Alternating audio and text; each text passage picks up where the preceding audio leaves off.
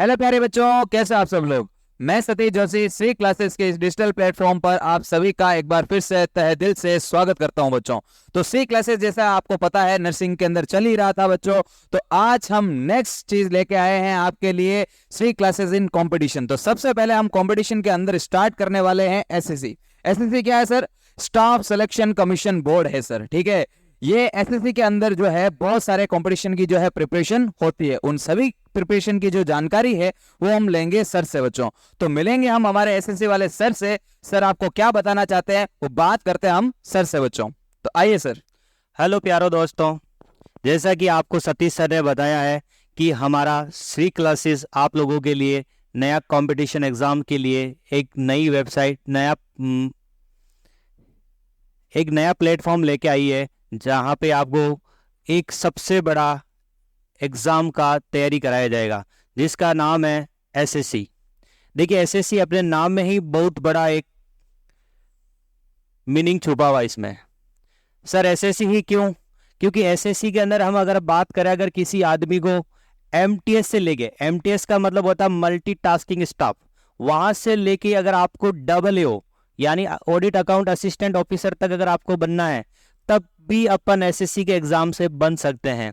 SSC एक regular exam conduct कराने वाली एजेंसी है, जो कि हर साल अपना एक कैलेंडर जो है अपना निकालती है और उस कैलेंडर के हिसाब से अपने एग्जाम परफॉर्म कराती है। ये बताते हुए मुझे बहुत अच्छा लग रहा है कि मैं भी एक एसएससी सेलेक्टेड हूं, एसएससी 2018। अभी मैं मेरे ही होम पोस्टेड के अंदर हूं, क्योंकि अच्छे मार्क्स थे तो मार्क्स के हिसाब से आपको वहां की आपकी होम पोस्टेड मिल सकती है।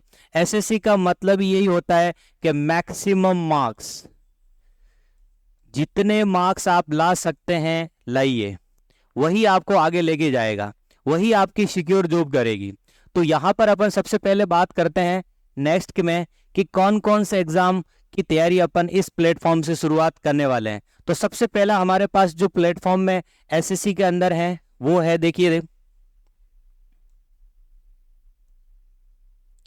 एसएससी जो है हमारा,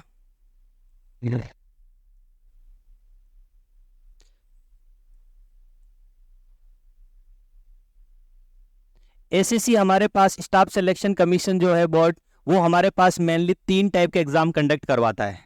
सबसे पहला एग्जाम उन लोगों के लिए जो 10th पास है, दूसरे वो लोग जो 12th पास हैं, और तीसरे वो लोग जो ग्रेजुएशन कर रखे हैं, जिन्होंने ग्रेजुएशन कर रखा है।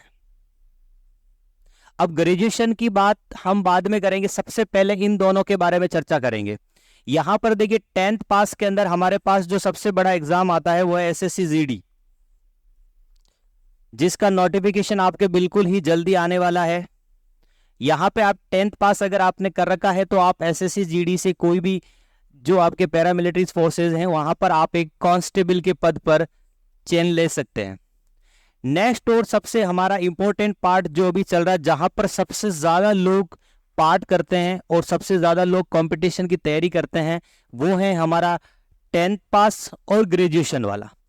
10th का ज्यादा सॉरी 12th पास और ग्रेजुएशन वाला। 12th वाले की अगर हम बात करते हैं तो 12th वाले के अंदर जो हमारे पास सबसे बड़ा इंपॉर्टेंट एग्जाम आता है वो सीएचएसएल है। कौन सा एग्जाम है? सीएचएसएल। और ग्रेजुएशन वालों के लिए जो आता है वो है सीजीएल। फर्क क्या है दोनों में, कौन क्या देता है, किसका क्या है, यही इंपॉर्टेंट है। अगर आपको कोई भी इंस्पेक्टर लेवल की पोस्ट चाहिए, ऑडिटर पोस्ट चाहिए, डबल एओ पोस्ट चाहिए, तो उसके लिए आपको एग्जाम फाइट करना पड़ेगा सीजीएल। और अगर आपको नहीं सर मुझे तो एलडीसी ही बनना है, या फिर जेएसए बनना है, या फिर आपका एक डीईओ होता है, डाटा एंट्री ऑपरेटर, ये तीनों जो एग्जाम कंडक्ट कराता है वो हमारा है कौन? सीएचएसएल। फर्क क्या है दोनों में? एलडीसी जिसको अपन बोलते हैं बाबूजी, जो कि आगे प्रमोशन लेके बन जाते हैं बड़े बाबूजी, यानी यूडीसी। ये दोनों हमारे पास जो है लेवल 1900 ग्रेड पे की नौकरी है। ये आपकी ग्रेड पे क्या है, इसको अपन एक अलग वीडियो में पूरा समझेंगे कि ग्रेड पे क्या है। देखो ग्रेड पे बताने का रीजन क्या है, अगर आप ग्रेड पे नहीं बताएंगे तो आपका क्या होगा कि एक जो होता है कि किसी की चीज को लेके आपका जो डेडिकेशन है वो बढ़ेगा ही नहीं। कभी मैं तैयारी क्यों करूं, तैयारी क्यों करूं, क्योंकि इंसान तैयारी करता है पैसे के लिए, रेस्पेक्ट के लिए, अपनी वेल सेटल लाइफ के लिए। तो आप उन सब के लिए सबसे पहला है कि जो मैं जिसकी तैयारी कर रहा हूं क्या वो मेरे हिसाब से जो है सुटेबल है, तो वहां पे आप क्या करेंगे, सीजीएल, सीएचएसएल जो भी एग्जाम देख सकते हैं। डीओ के अंदर हमारे पास जो है दो टाइप के हैं हमारे पास, एक तो केक के अंदर होता है और यहाँ पे आपको 2400 ग्रेड पे की नौकरी आपको मिल जाती है अगर आप यहाँ पर एग्जाम देते हैं। नेक्स्ट और सबसे हमारा लास्ट इंपॉर्टेंट है जो सीजीएल, इसका डिस्कशन अपन पूरा नेक्स्ट क्लास में करेंगे। इस बार अपन जो पूरा डिस्कशन करने वाले हैं वो है हमारा सीएचएसएल टॉपिक। देखिए सीएचएसएल के अंदर क्या है, सीएचएसएल एग्जाम के अंदर हम बात करें क्या क्या होता है, कैसे सिलेक्शन ले सकते हैं, किसके बाद क्या करना होगा। और देखिए सबसे पहले तो आपको 12th पास होना है। जैसे ही आप 12th पास हैं वैसे आप सीएचएसएल के अंदर अप्लाई कर सकते हैं। और जैसे ही आपने अप्लाई किया अब आपके पास बात आती है कि सर इसके बाद क्या करें। इसके बाद देखिए सीएचएसएल के अंदर हमारे पास दो टायर होते हैं। एसएससी जो है वो एग्जाम को टीयर 1 और टीयर 2 के नाम से जाने जाते हैं, मतलब पहला पार्ट और दूसरा पार्ट, जैसे बोलते हैं पेपर पहला और दूसरा पेपर। फर्स्ट पेपर के अंदर हम बात करें तो हमारे पास जो टोटल है वो हमारे पास 100 क्वेश्चन होंगे। कितने क्वेश्चन आएंगे, 100 क्वेश्चन। अब 100 क्वेश्चन के अंदर कौन कौन से किस किस टाइप की कैटेगरी के क्वेश्चन आएंगे, तो फर्स्ट टाइप की जो कैटेगरी क्वेश्चन है हम 4 कैटेगरी के अंदर इनको बांट देते हैं।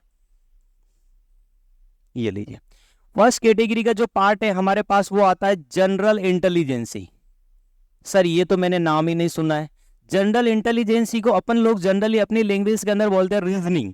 क्या बोलते हैं, रीजनिंग। और एक इसको और लोग बोलते हैं मेंटल एबिलिटी। क्या बोलते हैं, मेंटल एबिलिटी। नेक्स्ट जो दूसरा पार्ट हमारे पास आता है वो आता है जीएस का, जिसको लोग जीएस भी बोलते हैं, जनरल स्टडी साइंस। एक बोलते हैं जनरल जीके, जनरल नॉलेज, एक जनरल अवेयरनेस, सब इसी के ही नाम है। जनरल अवेयरनेस का हम अपनी लैंग्वेज में हमने एक नया नाम निकाला है जिसका नाम है गूगल अवेयरनेस। मतलब आप जीके के बारे में जितना ज्यादा पढ़ेंगे उतना ही आपका ज्यादा स्ट्रांग होगा, जितना ज्यादा चीजों का नॉलेज होगा उतना ही आप इनका कमांड बनेगी आपकी। नेक्स्ट और सबसे इंपॉर्टेंट पार्ट आता है हमारा क्वांटिटिव एप्टीट्यूड।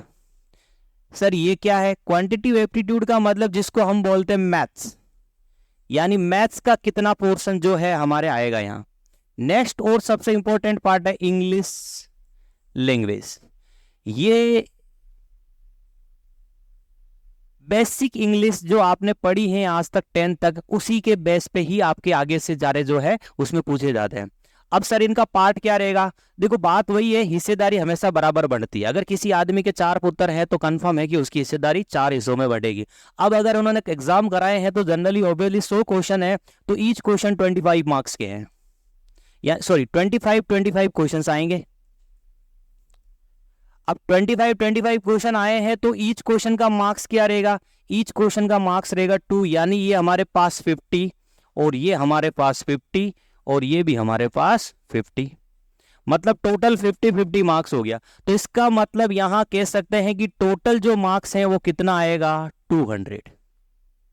कितना मार्क्स आएगा, 200। यानी अगर आपको सीएचएसएल का एग्जाम देना है तो यहां पर आपको 100 क्वेश्चन अटेंड करने पड़ेंगे और उस 100 क्वेश्चन के टोटल मार्क्स कितने हैं, 200। ये आपके 4 सब्जेक्ट इसमें रहने वाले हैं। एक जनरल साइंस की बात कर लेते हैं, यहाँ पर हमारे जनरल इंटेलिजेंसी की बात कर लेते हैं, जीके की बात, और क्वांटिटी एप्टीट्यूड और इंग्लिश लैंग्वेज की, ठीक है ना। अब यहाँ पे देखिए सबसे इंपॉर्टेंट बात, सर नेगेटिव का क्या सीन है। देखो जिंदगी है, गलती करोगे सजा मिलेगी, भले यहां हो चाहे भले कोई सी भी हो।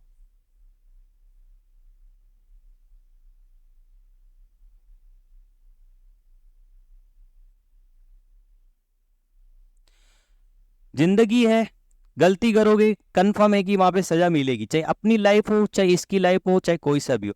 अब आप यहाँ एग्जाम देने जा रहे हैं जहां पर आप एक मास लेवल की कंपटीशन बच्चों के साथ क्या करेंगे, कॉम्पीट करेंगे। लगभग हर ऑन एवरेज 30 से 25 लाख फॉर्म भरे जाते हैं, मतलब कंपटीशन तो नो डाउट है। इसका मतलब नेगेटिव मार्किंग जितना है उसका 1/4 होगा।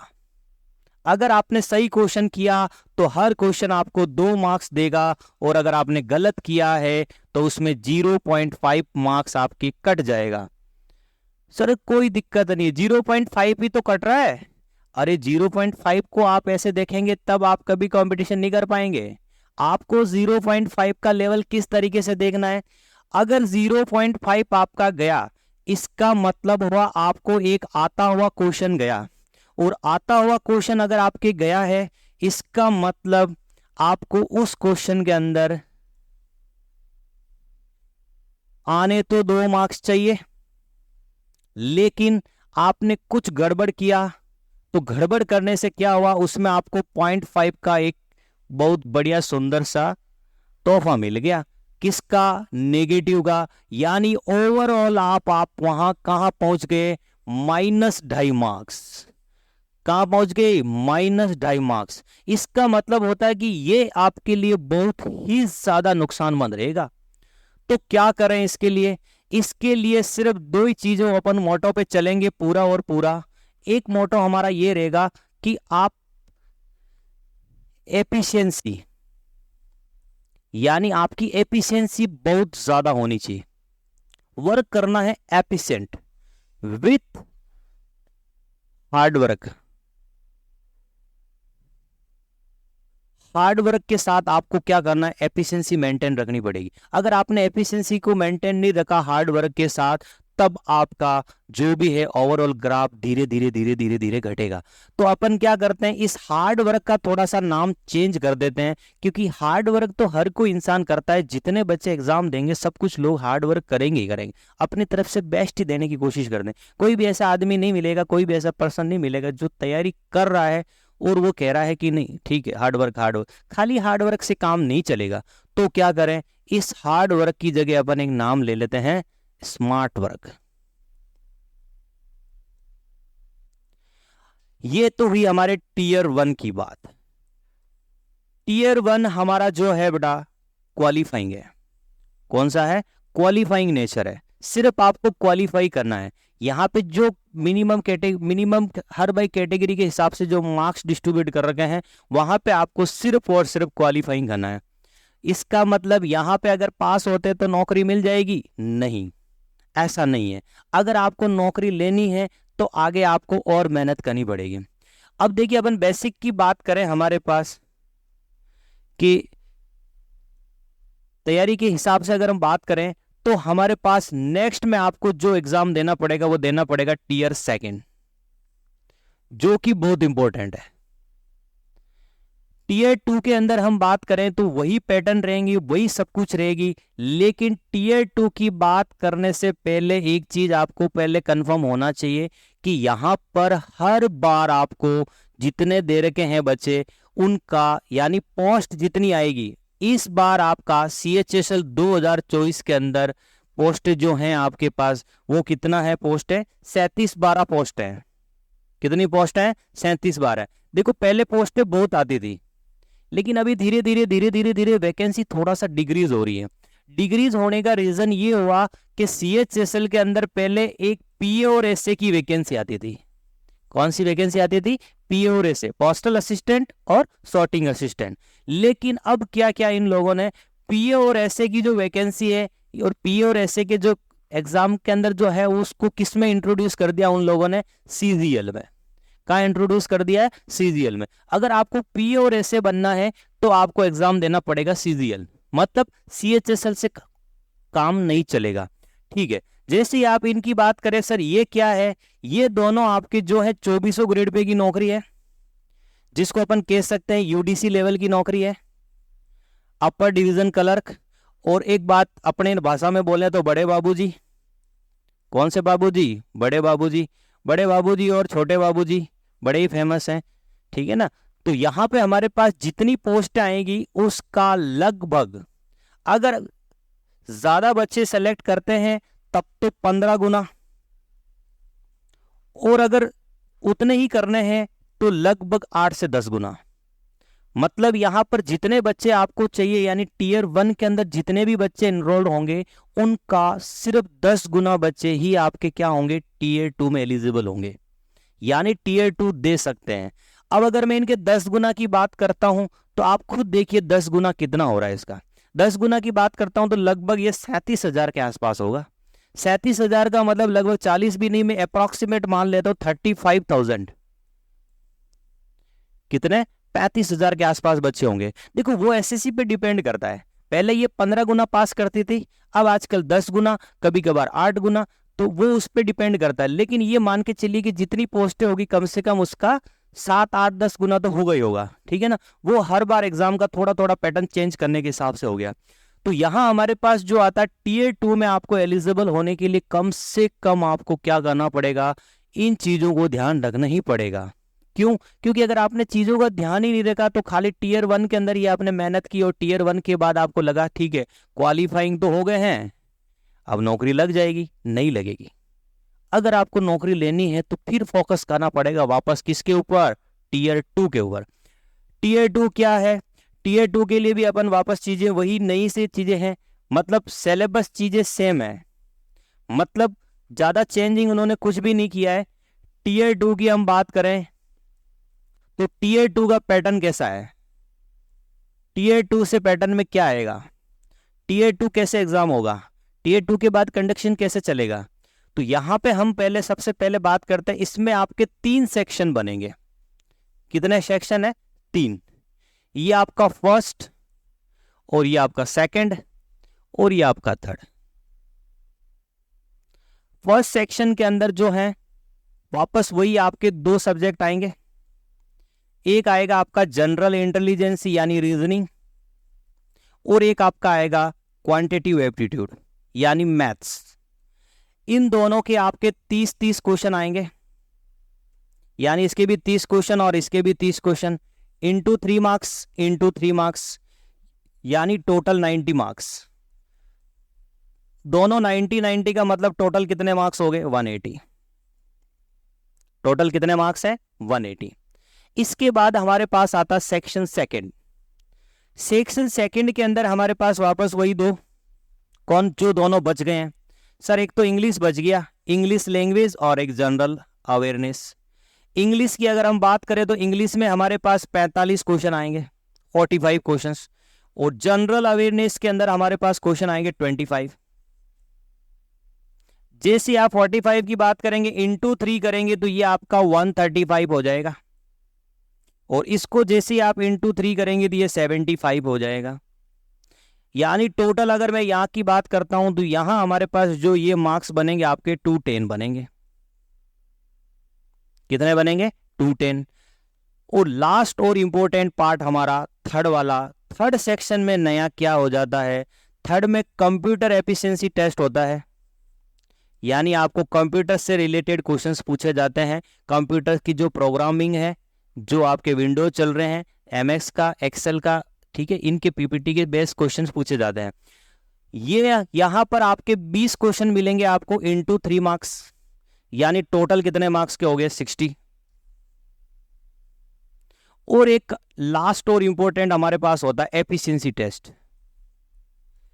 एफिशिएंसी जो टेस्ट है वो हमारा, इस एफिशिएंसी टेस्ट के अंदर क्या होता है हमारे पास, आपको 15 मिनट दिए जाएंगे टाइपिंग के लिए, हिंदी इंग्लिश जो भी आपकी लैंग्वेज होगी टाइप करना है, और फिर उसके बाद वापस कट ऑफ बनती है। कट ऑफ की बात करें तो सिर्फ और सिर्फ सेक्शन 3 आपका क्वालिफाइंग नेचर है। सेक्शन जो थर्ड है वो कौन सा है? क्वालिफाइंग नेचर है। ये जो मैंने आपको थर्ड पोर्शन बताया है ये सीजीएल का बताया है। सीएचएसएल के अंदर आपके सिर्फ और सिर्फ एक एफिशिएंसी टेस्ट ही होता है, ठीक है ना। कंप्यूटर बेस्ड टेस्ट की जो बात होती है वो यहीं पे हमारे पास हो जाती है, यानी आपको यहां पर कंप्यूटर टेस्ट पास करना कंपलसरी है। सर मैं यहाँ से बहुत अच्छे अच्छे नंबर ले आता हूँ और कंपटीशन एग्जाम के अंदर मतलब यहाँ एफिशिएंसी में मेरे नंबर नहीं आते हैं, यहाँ मैं रह जाता हूँ, तो ये मान के चलना आपका सिलेक्शन नहीं होगा। अगर आपको सिलेक्शन चाहिए तो ओवरऑल सबके अंदर आपको एफिशिएंट रहना पड़ेगा, ओवरऑल, ठीक है। कहने का मतलब जैसे आज आईपीएल में चल रहा है वैसा ही सीन है। अगर आपको अपनी जगह बनानी है तो आपको अच्छा बॉलर भी होना पड़ेगा, अच्छा बैट्समैन भी होना पड़ेगा और अच्छा फील्डर भी होना पड़ेगा। वही सीन आईपीएल वाला यहाँ चल रहा है। जितने रन बनाओ उतने कम है। यहां पर भी सेम सीन है, जितने मार्क्स लाओ उतने कम है। सर मार्क्स की बात कर दी आपने, देखो मार्क्स बहुत इंपॉर्टेंट है। कट ऑफ अगर आप देखेंगे प्रीवियस ईयर के बहुत सारे कट ऑफ्स आपको मिल जाएंगे, वहां से आपको आइडिया लगेगा कि मार्क्स बहुत इंपॉर्टेंट है। देखो जब इंसान की एक नौकरी नहीं लगता, जब वो इंसान बेरोजगार होता है, क्या होता है बेरोजगार, जब उसके पास कोई नौकरी नहीं होती है, मतलब वो बेरोजगार बैठा हुआ है, कोई नौकरी नहीं है उसके पास, वो नौकरी की तलाश करता है कि मुझे कोई नौकरी मिल जाए। और उस नौकरी के लिए मैं भले ही मुझे बोले ना पीओ को जाना है तो मैं पीओ को भी जा सकता हूं। देखो कहने में बहुत बड़ा बढ़िया अच्छा लग रहा है कि अगर नौकरी लगेगी तो मैं कहीं पे भी जा सकता हूं। लेकिन जैसे ही आप मेहनत करते हैं भगवान आप पे खुश होता है और आपको एक बढ़िया नौकरी मिल जाती है। जैसे आपको नौकरी मिलती है फिर आप उस नौकरी में तलाश करते हैं अपना घर। यानी नौकरी तो मिल गई, चलो बढ़िया है, लेकिन ये नौकरी मेरे घर के पास होनी चाहिए। तो घर के पास नौकरी कैसे मिलेगी, ये भी एक बहुत बड़ा पार्ट है अपनी नौकरी का। अगर आप अच्छे से चाहते हैं तो देखो नौकरी में भी दूसरा टाइप ये बन जाता है घर की नौकरी। कौन सी नौकरी, घर की नौकरी। और जो घर की नौकरी है उसके लिए बहुत ज्यादा आजकल है, मतलब आपको नौकरी भी चाहिए और कहां पे चाहिए, घर के पास चाहिए। तो उसके लिए तो बस एक ही मोटो है, मैक्सिमम मार्क्स। यानी मार्क्स आपको कैसे लेके आने हैं मैक्सिमम, जितने आप मार्क्स ज्यादा खींचेंगे वही आपकी प्रायोरिटी लेके आएगी, यानी वही आपको घर के पास लेके आएगी, वही आपको कहां लेके आएगी, अपने घर के पास। तो कहने का सेंस इतना ही है कि आप जितना ज्यादा एफर्ट्स लगाएंगे उस हिसाब से ही आपको चीजें मिलती रहेगी। अब हमारे पास आता है कुछ चीजों को लेके, हमने पहले भी डिस्कस किया है सर कुछ क्राइटेरिया मिनिमम। देखो वैसे तो कट ऑफ इतना कभी कम रहता नहीं है, लेकिन आपको जो हर सेक्शन बताए हैं, 3 सेक्शन जो मैंने बताए हैं अभी टीयर 1 के अंदर, उसमें मिनिमम मार्क्स लाने जरूरी हैं। मिनिमम मार्क्स कैसे, अनरिजर्व कैटेगरी का जो मार्क्स है वो 30% है, मतलब आपको 30% तो क्वालिफाइंग होना ही चाहिए। ऐसा नहीं है कि आप एक में तो पूरे मार्क्स ले आए और एक में 30% भी नहीं आ रहे हैं। अगर आपके 30% भी नहीं आ रहे हैं तो इसका मतलब आप एलिजिबल नहीं है। तो आपको हर एक सेक्शन के अंदर पूरे मार्क्स जितना मिनिमम क्राइटेरिया। ओबीसी और एससी एसटी के लिए, ओबीसी और ईडब्ल्यूएस के लिए अगर हम बात करें तो 25%, और लास्ट में जो आपकी एससी एसटी कैटेगरी के लिए हैं वो कितने परसेंटेज आपके 20%। यानी ये मिनिमम क्राइटेरिया, इतना तो आपको लाना ही पड़ेगा। अब लाने के बाद हम बात करते हैं कि सर कब तक दे सकते हैं एग्जाम, कब तक हमारी तैयारी चलेगी, कैसे क्या चलेगा। अभी तो देखो इसके फॉर्म्स भरे गए हैं, हर साल ये वैकेंसी आती है। इस बार जो फॉर्म भरे गए हैं वो 7 मई उसका लास्ट डेट था, काफी लोगों ने इसके फॉर्म भर दिए हैं। जो अभी 11th में है 10th में है आगे आगे उसकी तैयारी कर सकते हैं। तैयारी करने चाहते हैं आगे के लिए तो उसके लिए बहुत ही अच्छा स्कोप है। और जो अभी जिन्होंने फॉर्म भर दिए हैं उनके लिए भी हमारे पास बहुत अच्छे ऑफर्स हैं। हम यहां पर लेके आ रहे क्रैश कोर्स।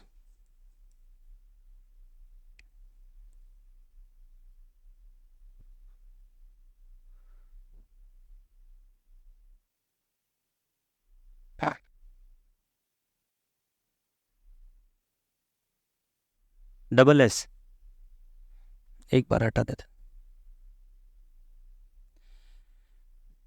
हम आपके लिए वापस लेके आए हैं, यानी जिन लोगों ने फॉर्म हमारे भर दिए हैं उनके लिए हम लेके आए हैं क्रॉस कॉस्ट।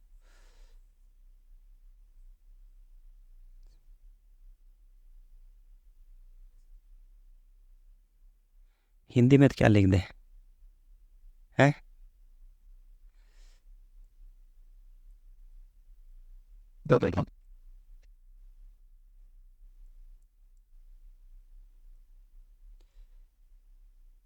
हम जो अभी जिन लोगों ने फॉर्म भर दिया है उन लोगों के लिए हम लेके आए हैं क्रैश कोर्स।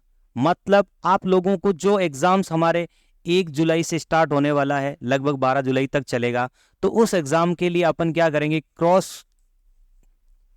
क्रेश कोर्स के जितने भी पार्ट्स हैं उसमें अपन डेली बेसिस पर क्वांटिटिव एप्टीट्यूड सभी सब्जेक्ट्स के हिसाब से क्वेश्चंस की तैयारी कराई जाएगी जो एमसीक्यू हैं, जैसे प्रीवियस ईयर में हमारे पास आ चुके हैं। यानी हर साल क्वेश्चंस आते हैं एग्जाम के अंदर, कैसे कैसे क्वेश्चंस बनते हैं, किस किस टाइप के क्वेश्चंस आ सकते हैं। तो अपन यहाँ पर अभी फिलहाल इसका एक मिसलेनियस प्रैक्टिस करेंगे। मिसलेनियस का मतलब होता है हर एक टॉपिक का क्वेश्चंस पढ़ेंगे। ऐसा नहीं है कि हमने एक पर्टिकुलर टॉपिक परसेंटेज ले लिया और परसेंटेज के क्वेश्चंस करे जा रहे हैं, नहीं। एक क्वेश्चन परसेंटेज, एक वर्क डन का होगा, एक आपका ज्योमेट्री का होगा, एक आपका ट्रिग्नोमेट्री का होगा, एक अलजेब्रा का होगा, एक डीआई का होगा। इस तरीके से मल्टीपर्पज क्वेश्चंस हम करेंगे। और इसके साथ हमारे पास ये भी है कि जो बच्चे आगे के लिए तैयारी करना चाहते हैं, जो अभी 10th में है, 12th में है, जिनका सपना एसएससी है, वो हमारे साथ हमारे फाउंडेशन कोर्स के अंदर जुड़ सकते हैं, जो कि साल भर चलेगा, जिसके अंदर हम सारे टॉपिक जो है वो डिटेल से पढ़ाएंगे। जितने भी टॉपिक्स आपके सारे रहेंगे, सारे के सारे डिटेल से पढ़ेंगे। अब देखो, आप लोग सोच रहे होंगे कि आपने इंट्रोडक्शन तो करा दिया हमको, और इंट्रोडक्शन के अंदर आपने हमें सिर्फ 12th पास ही बताया है, बाकी के बारे में आपने चर्चा भी नहीं की। सीजीएल हमारे क्यों नहीं कर सकते? देखिए, यहां पर सबसे बड़ा जो वर्ड है वो है हमारा कंपटीशन। और उस कंपटीशन में बने रहने के लिए आपके पास एक नौकरी कम से कम होनी चाहिए, अगर आप लंबा चलना चाहते हैं। आप ऐसे नहीं है कि आप सीधा सीधा कहे नहीं सर मैं तो सीधा सीजीएल की तैयारी ही करूंगा। आप जैसे सीजीएल की तैयारी करोगे कोई दिक्कत नहीं, सीजीएल की तैयारी करके आप सीजीएल एग्जाम निकाल सकते हैं। लेकिन देखो, हर एक बच्चे के लिए पॉसिबल नहीं है, तो क्या करें? और ज्यादातर जो है सबसे बड़ी दिक्कत आ जाती है कि जैसे जैसे आप प्रिपरेशन करते रहते हैं, आपने प्रिपरेशन की 1 साल की, 2 साल की, आपका सिलेक्शन नहीं हुआ, तो क्या होगा, आपके माइंड के अंदर एक स्ट्रेस आ जाएगा। और वो स्ट्रेस क्या करेगा, कहीं ना कहीं आपको डिस्ट्रैक्ट करेगा। ना तो तैयारी ढंग से हो पाएगी, ना कोई आप काम ढंग से कर पाएंगे, और ना ही आपका कहीं मन लगेगा। फिर लोग भी आपको कुछ कुछ कहेंगे कि अरे यार तो कुछ हुआ ही नहीं, पढ़ रहा है। अरे फिर मतलब कहीं ना कहीं इंसान अंदर ही अंदर आपका नहीं चाहते हुए भी डिमोरलाइज हो जाता है। उसके लिए ही मैंने एक तोड़ निकाला, और वो यही है कि आप एक पहले छोटा सा एग्जाम की कोई भी एक छोटी जॉब ले लीजिए। अगर आपको लग रहा है कि साल भर में आपका सीजीएल निकल जाता है, तब नो डाउट कोई दिक्कत ही नहीं है, ठीक है, आप जो भी हैं बहुत लकी हैं। अगर आपका नहीं निकल पा रहा है तो एक बार आप सीएचएसएल पे फोकस करें, और यहां से एक बढ़िया सी नौकरी ले लें, चाहे भले आप एलडीसी लग रहे हो, चाहे भले आप जेएसए लग रहे हो, और अगर आपके मार्क्स बहुत अच्छे हैं तो आप डीओ भी लग सकते हो, डाटा एंट्री ऑपरेटर। जैसे ही आपके पास एक जॉब लग गई तो कहने का मतलब होता है कि आपके पास जो मेंटली आप लोग हैं वो फ्री हो जाएंगे। और जब मेंटली फ्री होके तैयारी करेंगे ना, तो ये सीजीएल आपके एक बार में निकल जाएगा। हमारे लिए इंपॉर्टेंट ये है कि आप कहाँ चीजों को मिस करते हैं। कभी कभार क्या होता है, बड़ी चीजों की तलाश के चक्कर में छोटी छोटी चीजें निकल जाती है, तो अपन को ये छोटी चीज नहीं निकालनी है। देखो, नौकरी कोई बड़ी और कोई छोटी नहीं है। समय के साथ यहाँ पर भी आपके जो है इंक्रीमेंट्स लगते रहते हैं, ग्रेड पे बढ़ते रहते हैं। हर साल आपका कोई भी, आपको ये हो चाहे वो हो, कोई भी हो, हर साल आपका 3% का इंक्रीमेंट होता है, जो आपका बेसिक रहेगा। तो हर साल 3% आपका इंक्रीमेंट होता रहेगा, तो फिर आपको नो डाउट पीछे देखने की जरूरत ही नहीं है। अगर आप सीएचएसएल लग गए, और बाय द वे आपके 2 साल बाद भी अगर आपका सीजीएल, 3 साल बाद सीजीएल, 5 साल बाद भी अगर होता है, तो कोई भी दिक्कत नहीं रहेगी। क्यों? क्योंकि आपके पास नौकरी है, आपको कोई कुछ कहने वाला नहीं है, आप यहीं सरकारी जवाई बन गए, ठीक है ना। तो यहां पर कहने का सेंस यही है कि आपको एक वर्ड याद रखना पड़ेगा, कंसिस्टेंसी। अगर आपकी कंसिस्टेंसी नहीं है हमारे साथ या किसी के साथ भी, तो कंसिस्टेंसी नहीं रहेगी, तो फिर इंसान डिस्ट्रैक्ट होता रहेगा कि ये देखें, वो देखें, ये कर लें, ये कर लें। देखो, सब कहने की बातें हैं, कथनी और कहने में बहुत फर्क है। कोई बोलता है कि मैं ये कर सकता हूँ, कोई बोलता है ये मैं कर दूंगा, कोई बोलता है ये मैं कर रहा हूँ। तीनों में बहुत डिफरेंस है। एक ही सेंटेंस, एक ही वर्ड, एक ही चीज, तीनों के लिए अलग अलग है। कुछ लोगों के लिए चीजें बहुत आसान है, कुछ चीजों के लोगों के लिए चीजें बहुत टफ है। जिसको नहीं आता है उसके लिए तो 2-7 का टेबल भी टफ है, और जिसको आता है उसको 29 की टेबल भी आसान लगती है। तो डीमोरलाइज किसी चीज़ में अंदर नहीं होना है। ज़िंदगी बहुत बड़ी है, बहुत रंगीन है, ठीक है। बढ़िया लोड नहीं लेते हुए तैयारी के साथ आगे बढ़ेंगे, तब ही अपन अपने मंजिल को अचीव कर सकते हैं। हमारा मोटो आपके साथ यही है, हम हैं आपके सिलेक्शन तक साथ। जब तक आपका सिलेक्शन नहीं होगा तब तक हम आपके साथ हैं। यानी हम आपके साथ कब तक हैं? हम आपके साथ सिलेक्शन तक।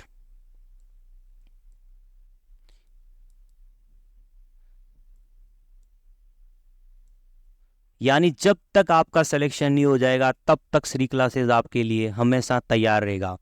कभी भी आपकी जो भी ज़रूरत पड़ेगी उस चीज़ के लिए अपन हमेशा तैयार रहेंगे। तो ये है हमारा फर्स्ट वीडियो इंट्रोडक्शन CHSL से रिलेटेड।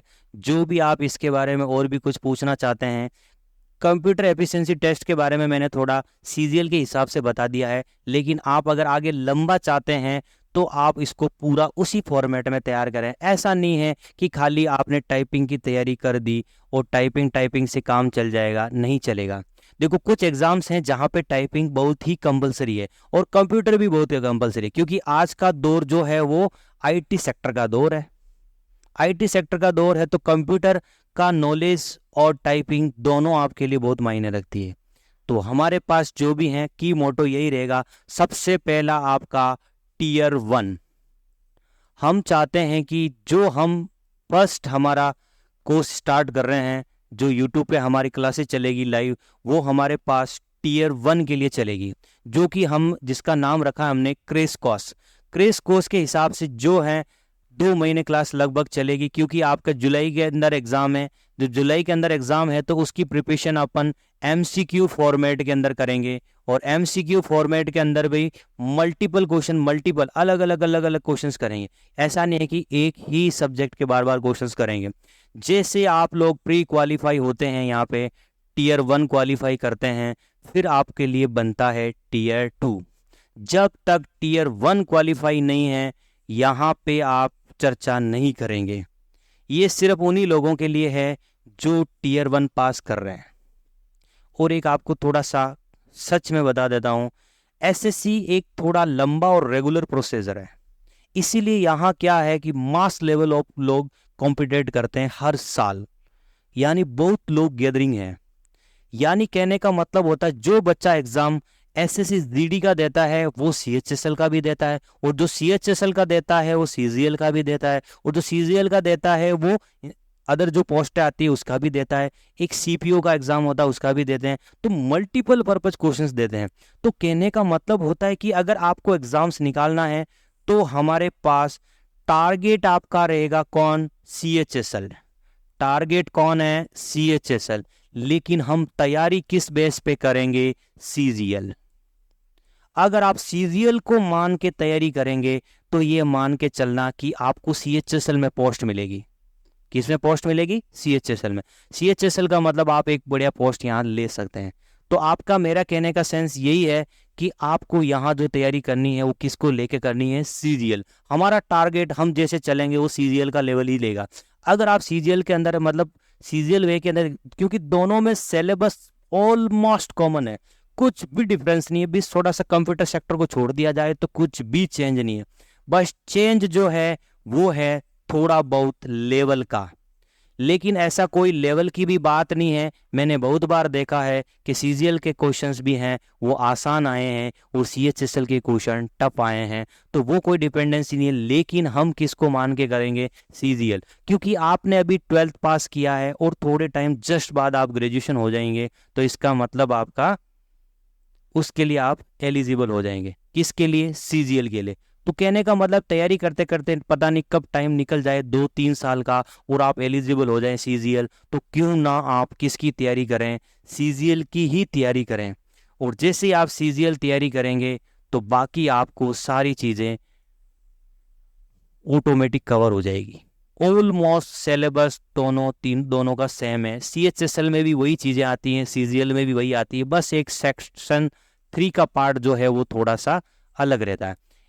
कुछ एग्जाम्स इसमें अलग भी होते हैं, इसको लिए अपन अलग से डिस्कस करेंगे। लेकिन मेरा इंटेंशन, हमारा मोटो एक ही है कि अपन टारगेट करेंगे CHSL को, यानी पोस्ट कहाँ से लेनी है, CHSL से, लेकिन तैयारी किसके हिसाब से करनी है, CGL के हिसाब से।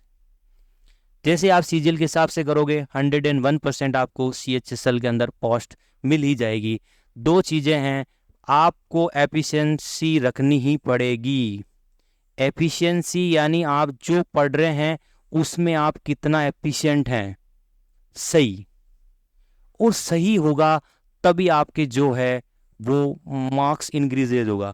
हार्ड वर्क नो डाउट आपको करना पड़ेगा, लेकिन एक चीज़ का ध्यान रखें, अगर आज आप 8 घंटे नहीं पढ़ सकते, यानी 8 घंटे बैठ के मेहनत नहीं कर सकते, तो कल ध्यान रखना, आने वाले हालात के हिसाब से कल 12 घंटे नौकरी करने के लिए तैयार रहना, ठीक है?